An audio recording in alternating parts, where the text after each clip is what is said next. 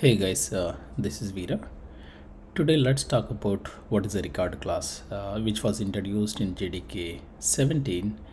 So there is a special purpose for the record class which is introduced in JDK 17. There are a lot of scenarios we basically call any APIs and we get the response from that API, and we generally don't modify that response. So we might transform that response into the different object. So we just carry the response from different API to our API or our application. So such kind of scenarios we are going to use the record classes. We'll see that real-time example in the next application or the next tutorial. For now, let's talk about in high level what is the record class and how we can implement the record class. We feel that it's similar to the immutable or custom immutable class, but it's not the replacement for the custom immutable class. So the record class basically we create a record class, and we no need to generate any setters or getters or any toString equals hash code, nothing. So it will be provided by the record class itself. So we no need to worry about creating all those things. By default it will be provided. We just need to create the class with the record keyword, and we need to define all the variables whatever that you wanted to define. And by default it will not have any setters. We will have only the similar to the getter methods. And let's see how we can create a record class using a simple example. I'm going to create the class as the product record.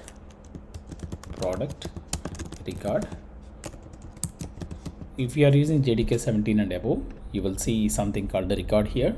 Choose the record instead of the class.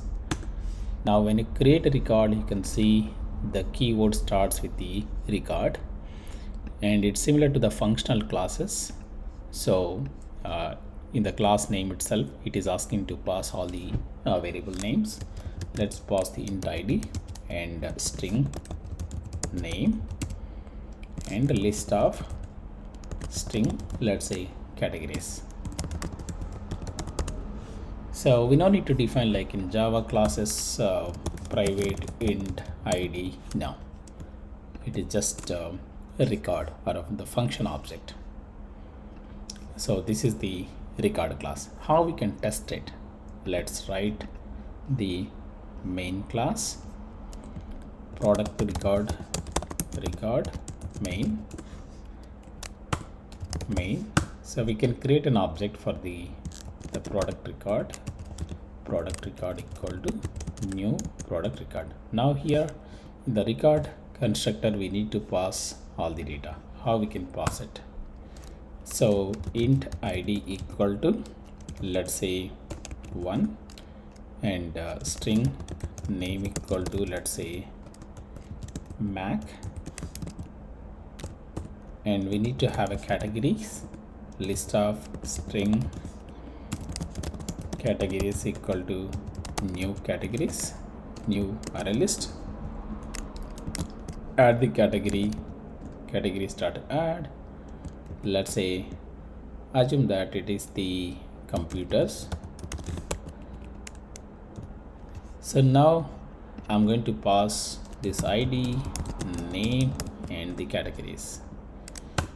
We'll try to reassign the id equal to 2, name equal to, let's say electrical, we'll take some other product name, let's say air conditioner, and category dot add, let's add the electrical.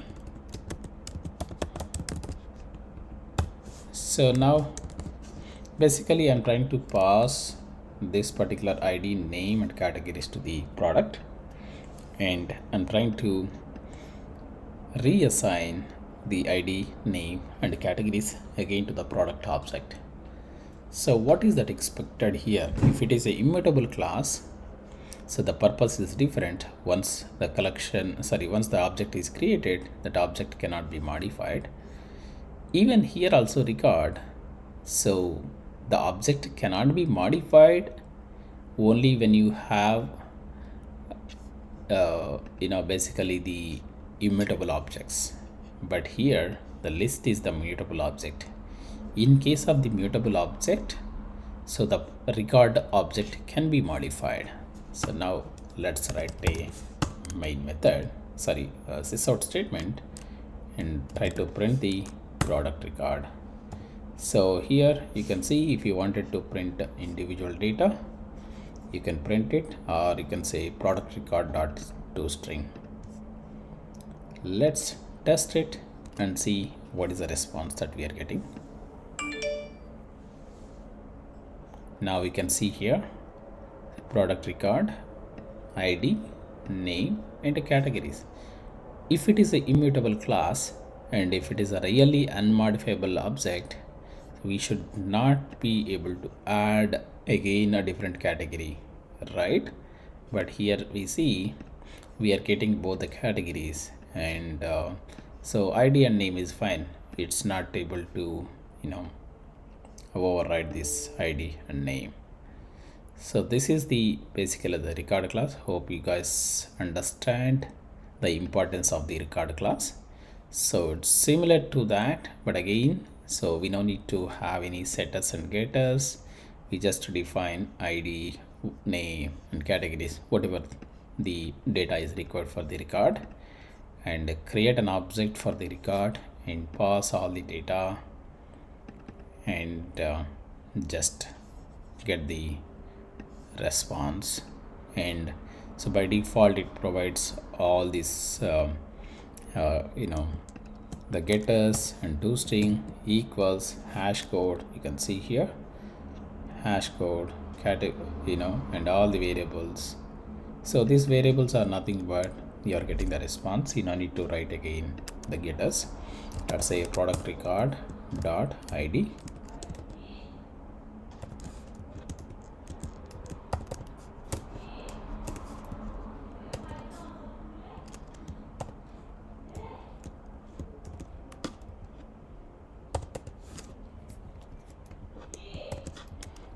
Product record dot name.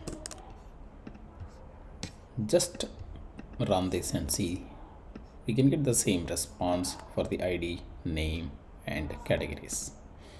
That's all guys. Thank you so much for watching this video.